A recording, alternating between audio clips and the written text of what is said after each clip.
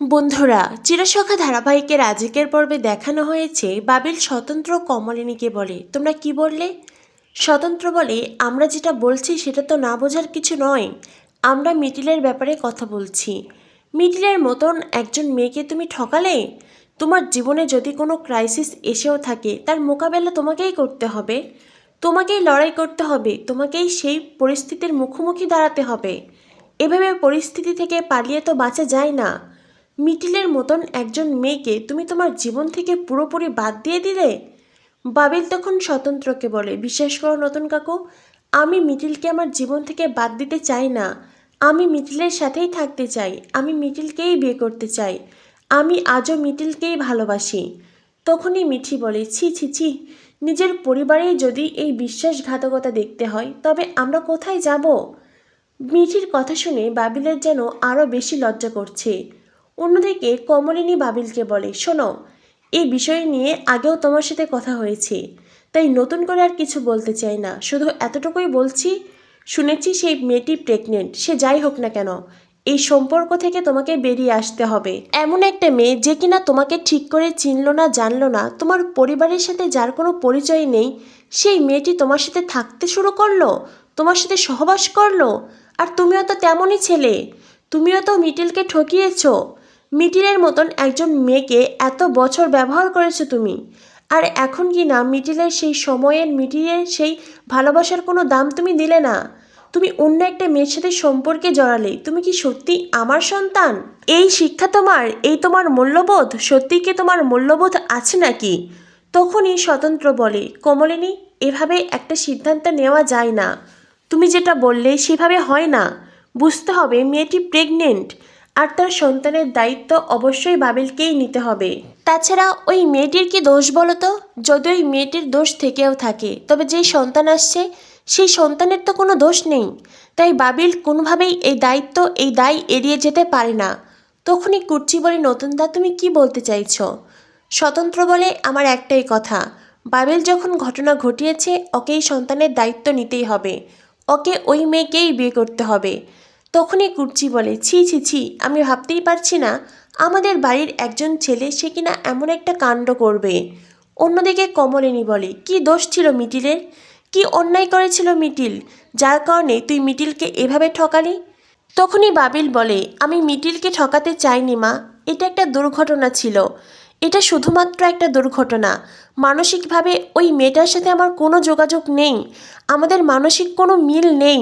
তখনই বুবলাই বলে, তবে তুই এই কাজটা করলি কেন? বাবিল বলে, শোন দাদা ভাই, তুইও জীবনে অনেক ভুল করেছিস, অনেক অন্যায় করেছিস। আজ এই জায়গায় এসে তুই নিজের ভুলগুলো বুঝতে পেরেছিস, তাই তুই নিজেকে শুধরে নিয়েছিস। এটাও আমার জীবনের একটা ভুল। এক মুহূর্তের একটা দুর্ঘটনা আমার পুরো জীবনটাকে উলটপালট করে দিচ্ছে।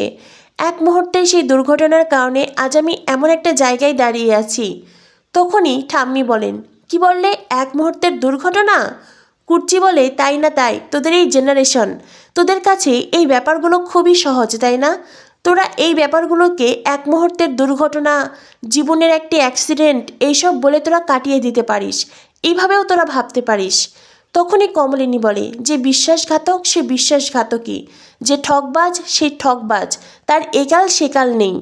যে বিশ্বাসঘাতকতা করবে সে একালেও করবে সেকালেও করবে, তাই এইসব কথা বলে কোনো লাভ নেই। তখনই ঠাম্মি বলে, সেই মেয়েটার সাথে যখন মানসিক সম্পর্ক নেই, তবে সেই মেয়েটা প্রেগনেন্ট হলো কেমন করে রে? তুই এমন একটা কাজ কি করে করতে পারলি? যাই হোক, মেয়েটা লেখাপড়া কিছু জানে? তখনই বাবিল বলে, হ্যাঁ লেখাপড়া জানে। কমলিনী বলে, লেখাপড়া জানলে কোনো মেয়ে এমন কাজ করতে পারতো না। কী ধরনের লেখাপড়া জানে সেটা খুব ভালো করেই বুঝতে পারছি। ঠাম্মি বলে, তাই মেয়েটার নাম কি? বাবিল বলে, মেয়েটার নাম কোয়েল। তখনই মিঠি বলে, এত বড় বিশ্বাসঘাতকতা ভাইয়াদা, তোর জন্য মিডিলদের সাথে আমাদেরও কোনো সম্পর্ক থাকলো না, এটাই তার স্বাভাবিক। তোর সাথে যদি তার সম্পর্ক গড়ে না ওঠে, আমাদের সাথে আর কী করে সম্পর্ক থাকবে? তোর জন্য মিডিলদি হয়তো আর এই বাড়িতেও আসবে না। আমরা প্রত্যেকে মিডিলদিকে খুব মিস করব, খুব। এত বছরের একটা সম্পর্ক তুই কী করে এভাবে নষ্ট করে দিলি রে? তখনই বাবিল বলে, মিটিল মানসিকভাবে ভীষণ শক্ত। কমলিনী বলে, কি? মিটিল মানসিকভাবে ভীষণ শক্ত? তুমি তো মিটিলকে বুঝতেই পারো না। আরে ওটা ওপরে ওপরে, ভেতরে ভেতরে না জানি মেয়েটা ভেঙে মুচড়ে শেষ হয়ে যাচ্ছে। স্বতন্ত্র বলে, এতটুকু বোধর আছে নাকি? ও যদি এতটুকু বোধ থাকতো তবে এই কথাটা বলতে পারতো এখানে দাঁড়িয়ে। বাবিল বলে, মিটিল আমাকে বলেছে আমার সাথে যদি সম্পর্ক নাও থাকে তবুও এ বাড়িতে আসবে, তোমাদের প্রত্যেকের সাথেও সম্পর্ক রাখবে। তখনই মিঠি বলে, ও আচ্ছা, এই জন্য তুই এখন নিশ্চিন্ত তাই না? কুর্চি বলে, তো আর কি, তুই আনন্দ কর, মজা কর, ধুমধাম করে বিয়ে কর। তখনই কমলিনী বলে, একটা কথা কান খুলে শুনে রাখো বাবিল, আমি তোমার এই বিয়েতে থাকবো না, কোনোভাবেই থাকবো না। আমি এই বিয়েটা কোনো দিন মানব না। হ্যাঁ, যদিও এটা বুঝতে পারছি এই বিয়েটা তোমাকে করতেই হবে।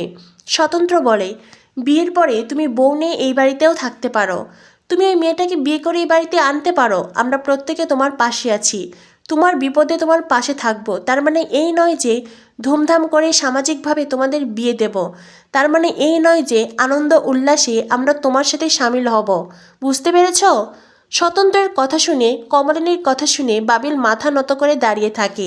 অন্যদিকে দেখানো হয় মিটিল রেস্টুরেন্টে কোয়েলকে ডেকেছে। মিটিল কোয়েলকে বলি, সরি তোমাকে বিরক্ত করার জন্য, তবে তুমি যে আমার ডাক শুনে এখানে এসেছো এতে আমি খুব খুশি হয়েছি।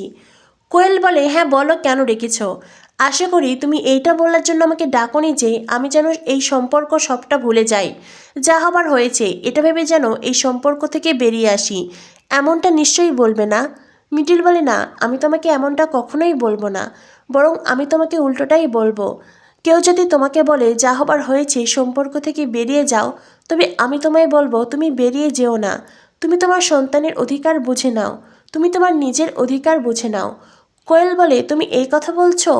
মিটিল বলে, হ্যাঁ আমি এই কথা বলছি। তখনই কোয়েল বলে, বিশ্বাস করো আমি তোমার ব্যাপারে তেমন কিছু জানতাম না, বাবিল যদি সিরিয়াসভাবে তোমার ব্যাপারে আমাকে কিছু জানাতো তো আমি এই সম্পর্কে জড়াতাম না। তখনই মিটিল বলে, যাই হোক, আমি তো এই ব্যাপারে তোমাকে কোনো দোষ দিচ্ছি না, আমি তোমাকে যে কথাটা বলতে রেখেছি শোনো, ওই পরিবারের সাথে আমার অনেক দিনের সম্পর্ক, বিশেষ করে তোমার যে হবু শাশুড়ি হবেন কাকিমা, তার সাথে আমার খুব ভালো সম্পর্ক, বন্ধুর মতো সম্পর্ক। তাই তোমাদের বিয়ের পরেও মাঝে মাঝে আমি হয়তো এই বাড়িতে যাব, তোমাদের জীবনে নাক গলাতে নয়, বরং কাকিমার কারণে, ওই বাড়ির অন্য সবার কারণে। আসলে এত বছর আমাদের বিয়েটা ঠিক হয়েছিল তো, ওই পরিবারের সাথে আমার অদ্ভুত এক সম্পর্ক তৈরি হয়েছে, সেই সম্পর্কের কারণেই হয়তো মাঝে মাঝে আমি এই বাড়িতে যাব। এতে তোমার কোনো আপত্তি নেই তো? তখনই কোয়েল বলে, না না, এসব ব্যাপারে আমার একদমই আপত্তি নেই। দেখো, বাবিল যদি আমার সাথে থাকতে চায়, পৃথিবীর কোনো শক্তি ওকে আমার কাছ থেকে আলাদা করতে পারবে না। আর বাবিল যদি আমার সাথে থাকতে না চায়, তবে তুমি কেন? তোমার জায়গায় যে কেউ থাকলেই আমাদের সম্পর্ক ভেঙে যাবে, এই ঠিক যেমন তোমার আর বাবিলের সম্পর্ক ভেঙে গেছে। তুমিই ভাবো না, যদি তোমাদের সম্পর্কে কোনো ফাঁক না থাকতো, যদি তোমাদের ভালোবাসা সত্যিকারের হতো, তবে কি আমি এই সম্পর্কে ঢুকতে পারতাম? আমি কিন্তু পারতাম না। হ্যাঁ, এটা ঠিক, আমি হয়তো বাবিলকে চেয়েছিলাম আর আমি ওকে পেয়েওছি, ঠিক একইভাবে বাবিলও তো আমাকে চেয়েছে। ও যদি আমাকে না চাইতো সেই এক মুহূর্তের সম্পর্কটাও তো তৈরি হতো না। তখনই মিটিল বলে, বাবিলের সাথে শেষ তোমার কবে কথা হয়েছে? তখনই কোয়েল বলে, দেখো, সেদিনে সেই রাতের পরে হঠাৎ করে বাবিলের মাইন্ড কেমন চেঞ্জ হয়ে গেছে, তার মধ্যে অদ্ভুত এক অপরাধবোধ কাজ করছে। তারপরেই বাবিল আমাকে তোমার ব্যাপারে সবটা জানায়, যদিও আগে আমাকে অল্প জানিয়েছিল, শুধু বলেছিল ও কারোর কাছে কথা দিয়েছে, কিন্তু তোমাকে সরাসরি আমাকে দেখায়নি। আর সেই দিনের পর থেকেই বাবিল তোমার কথা বলেছে তোমাদের বিয়ে ঠিক হয়ে আছে, এতদিনের সম্পর্ক। আর তারপর থেকে বাবিল চাইছে আমার এই সম্পর্ক থেকে বেরিয়ে আসতে। আমি হয়তো এই সম্পর্ক থেকে বেরিয়ে যেতাম, কিন্তু বিশ্বাস করো, আমি এখন আর সেটা পারবো না আমার এই সন্তানের জন্য। বাবিল আমাকে বিয়ে করুক না করুক, আমি সিঙ্গেল মাদার হয়ে থাকতে চাই, মাতৃত্বের স্বাদ নিতে চাই। সেটা বাবিলের সাথে বিয়ে না হলে আমার কোনো সমস্যা নেই। তবে হ্যাঁ, আমি বাবিলকে বলেছি সামাজিকভাবে আমার এই সন্তানের দায় তাকে নিতেই হবে, তাকে পিতৃ পরিচয় দিতেই হবে। বাবিল যদি সেই কথা না শোনে তবে আমি এটা মানব না, তার কারণে আমাকে যতই লড়াই করতে হোক না কেন আমি করব। মিটিল বলি, সেটাই উচিত, তুমি আমাকে নিয়ে চিন্তা করো না।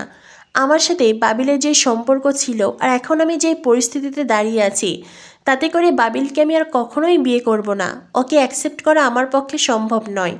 তখনই কোয়েল বলে, কেন সম্ভব নয়? বাবিল যদি নিজের ভুল স্বীকার করে তোমার কাছে ক্ষমা চাই, তবে তুমি কেন ওকে বিয়ে করবে না? মিটিল বলে, সবার মন মানসিকতা তো এক হয় না, আর সবার চিন্তাভাবনাও এক নয়, সবাই জীবনকে একভাবে দেখে না। মিটির বলে সবার মাইন্ড তো একরকম হয় না, আর সবাই জীবনকে একভাবে দেখেও না। তুমি জীবনকে হয়তো একভাবে দেখো, আমি অন্যরকমভাবে। তবে আমি তোমাকে এতটুকু কথা দিচ্ছি, আমি আর কোনোদিন বাবিলকে বিয়ে করব না। তোমার সন্তান তার বাবার পরিচয় পাক, তোমরা একসাথে থাকো, ভালো থাকো। তবে হ্যাঁ, যেটা বললাম, আমি ওই বাড়িতে যাব, কাকিমার জন্য যাব, বাড়ির প্রত্যেকের জন্য যাব। তো বন্ধুরা, বুঝতেই পারছো মিটিলের মতন একজন ভালো মেয়েকে ঠকিয়ে বাবিল জীবনে ঠিক কত বড় ভুল করেছে। অন্যদিকে কোয়েলের মতন মডার্ন একজন মেয়ে সেই কমলিনীর সংসারে মানিয়ে গুছিয়ে নিতে পারবে? বাবিল আর মিটিলের সম্পর্ক চিরতরে ভেঙে গেল। মিটিলের জীবনে কে আসবে এবার সেটাই দেখার অপেক্ষা। কী হতে চলেছে চিরসখা ধারাবাহিকের পরবর্তী আপডেট পেতে আমাদের সাথেই থেকো। ধন্যবাদ সবাইকে।